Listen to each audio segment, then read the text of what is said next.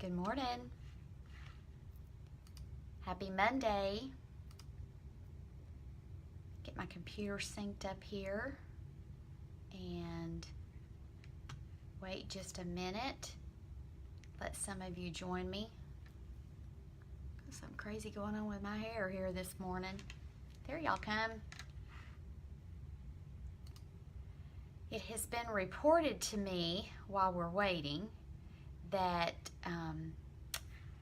some of you are getting a friend's request from someone who is not, I don't know what's going on, someone who is not Papa James and Nana Shirley that uses their picture. So it's possible that their Facebook account has been compromised.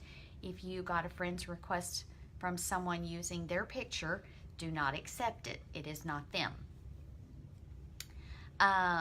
Let's see. I'm going to jump in because I don't want to keep you too long today. Let me tell you our announcements real quick. Good morning, Leah. Okay. The shirts are on sale for one more week, and that's it. And then they will go away. So I believe there's a pinned post. Linda, correct me if I'm wrong, but you can purchase the new shirt for one more week from today. There's going to be possibly a very, very, very slight change to the design. The only thing that's changing is the food pyramid that was on there is the out-of-date food pyramid. So there may be a slight tweak to that, but nothing drastic. So it's in the announcements, which are at the top of the Facebook group page. Okay, so you can do that 1 week from today. Don't forget, we have a 30-day walk challenge going on. It's hosted by two of our moderators, Donna and Tanisha, and they're encouraging you to get out and walk and take a picture of your location so we can see where you are all across the country. I've been on a lot this weekend and I've enjoyed seeing the beautiful scenery and places where you're all walking. I went walking Saturday with my husband. Well, I watched yesterday too, but thank you, Linda, but it didn't, I didn't even think to take a picture. So I'll try to do better. During the week, I walk on the treadmill. Nobody wants to see that. But anyway, so don't forget that. And I think the hashtag is walking challenge. Somebody correct me. I should have written it down. I can't remember. There's a hashtag to use. And one of the ladies will post it here. Our 100-day challenge is underway. I think we're on day 6 right now. We started officially January 2nd, and I think today is the 7th, so that should be day 6. I hope you're doing well. I hope you're keeping up with it. It's kind of going to be what we talk about a little bit today. I know some of you have told me that looking at a 100-day picture just is overwhelming to you, and I get that. Here's the thing. 100 days are going to pass whether we focus on it or not.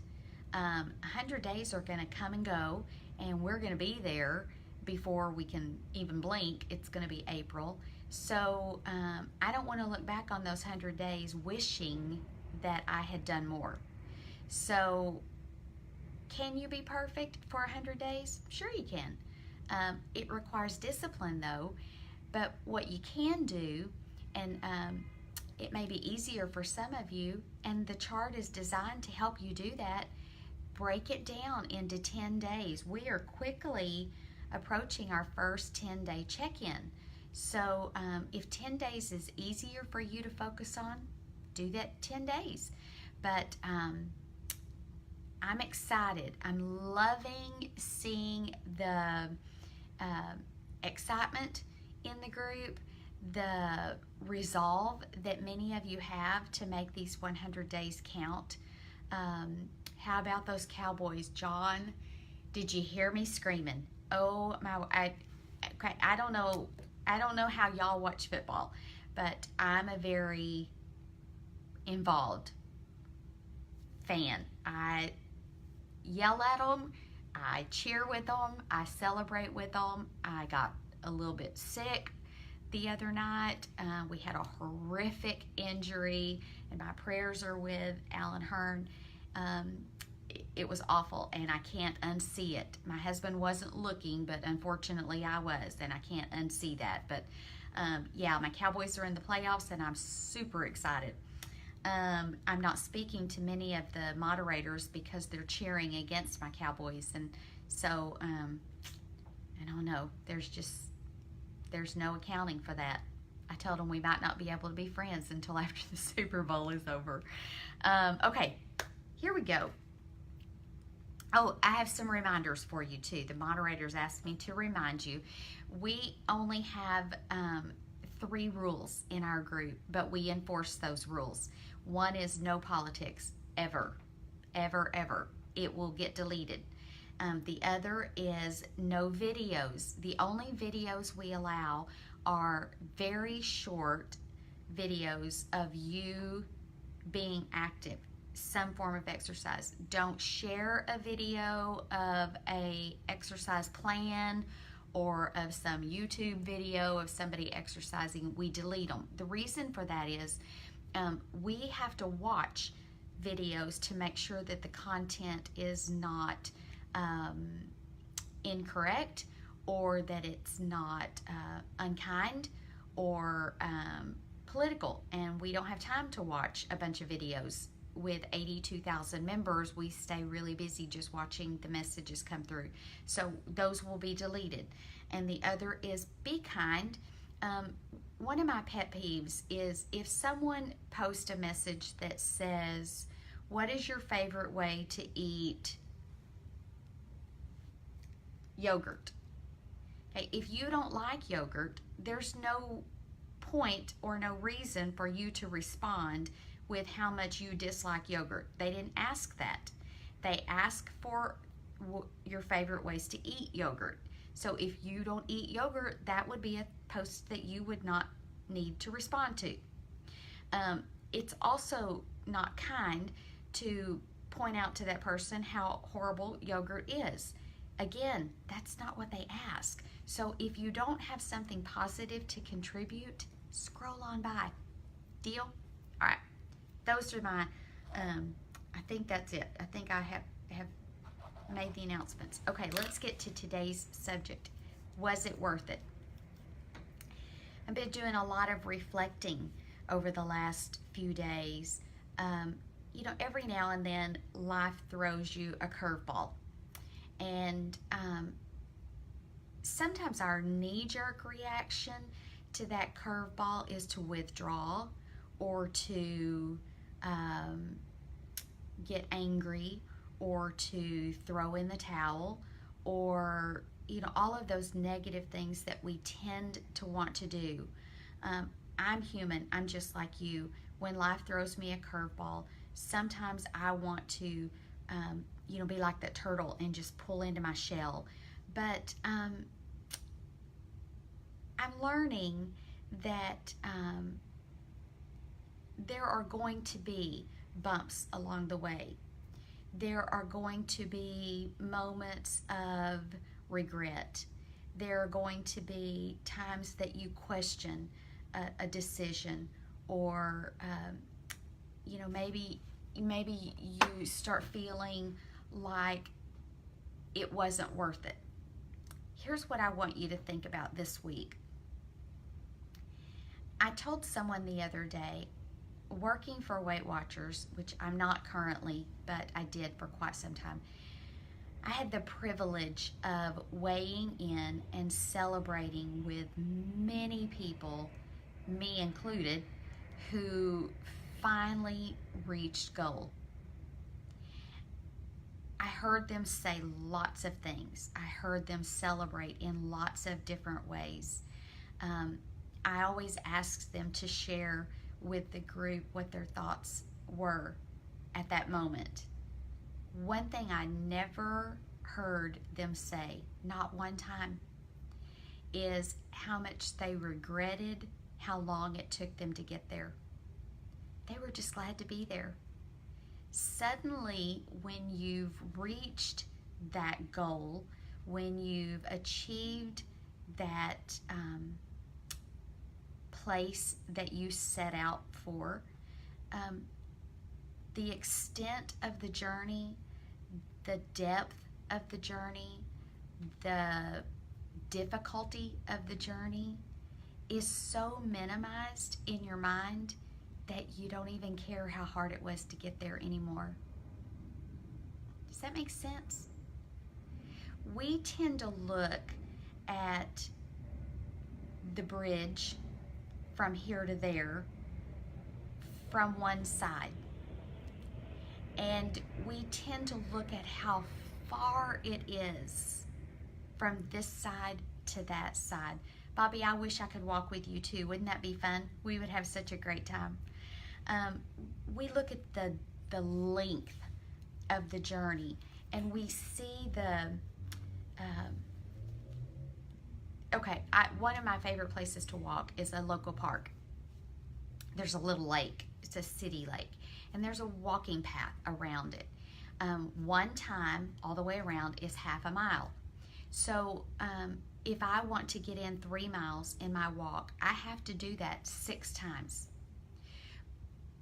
Somehow walking that half-mile lap 6 times doesn't seem so daunting as if I walked 6 linear, I think is the right word, miles.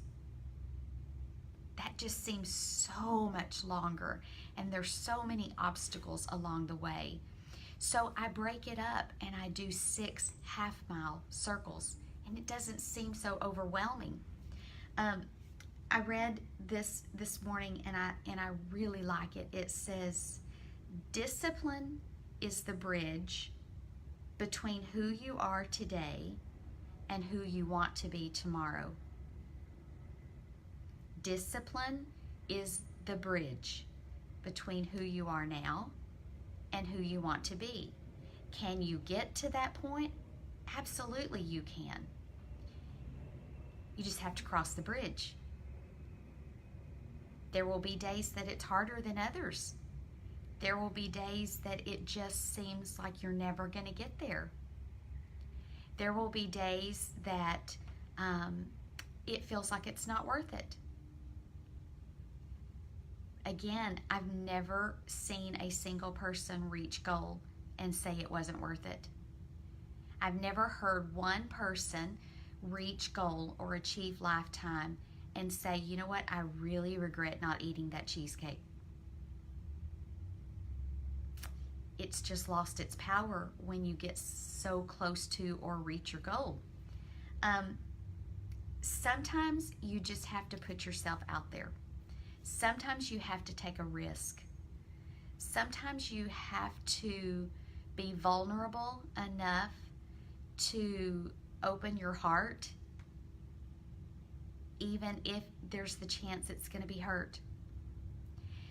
Sometimes you have to say no to yourself more than once, but it's worth it. Paulette says, discipline got me to lifetime. I don't think any of us got to lifetime without discipline, repeated discipline. It's not enough to be disciplined one day or 1 week. It has to be part of who you are. Does that mean you always have to say no? No, it doesn't. But what it does mean is you have to be willing to say no more often than you say yes. You have to be willing to dream and do what it takes to achieve that dream. Just thinking it isn't enough. You have to do it. It's not enough to walk into Weight Watchers, give them your credit card or write them a check and say, this is my goal. I want to reach 150 pounds. Okay, that's not going to get you there. The discipline is what gets you there. Stop settling. more importantly, stop stopping. If you have a hiccup, stop it right there. Stop the bleeding right at that moment and get right back on track. There's a line in a song that I think is so appropriate, and it's kind of been reverberating through my head the last few days. I told you there are times that I want to just withdraw and pull in and say, okay, I'm not going to let that happen again. I'm not going to expose myself to that again. I'm not going to love that deeply again. I have a tendency to not trust people. Probably occupational hazard. I've been in law for over 40 years, and so I tend to be very reserved with people. I don't let people in. It's very hard for me to make friends because I don't want to be hurt. But here's the line from the song, and I think this applies to life, and I think it applies to this weight loss journey too. It's from an old country song, and it says, I could have missed the pain, but I'd have had to miss the dance. So even when I've been hurt, I have to look at, were the good times worth the pain? Yeah, they were. Were the times I had to say no worth the goal? Yeah, they were. Were the times I pushed myself to exercise worth the soreness the next day? Yeah, they were. I can't think of a single food indulgence that I gave myself permission to have that I can remember having that was worth the pain. I can't. I can think of a few I said no to,